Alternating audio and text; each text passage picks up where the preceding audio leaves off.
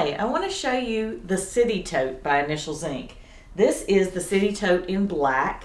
It also comes in gray and cranberry. Mine is not personalized, but if you choose to monogram it, that's free, and it would be right here. And you can choose any color thread on any of these color bags.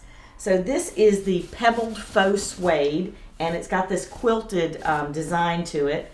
It's really luxurious feeling. You can see the shape. It's kind of like a duffel, but it's got this little bit of a wedge shape, so it will go under the seat of an airplane in front of you very easily. And it's got nice little feet on the bottom. It has a zipper top and little snap down sides to give it some style.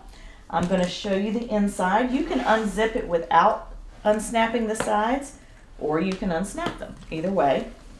Inside, it's a big open tote, and it does have a zipper pocket. It's really hard to see black in black, but that's the inside.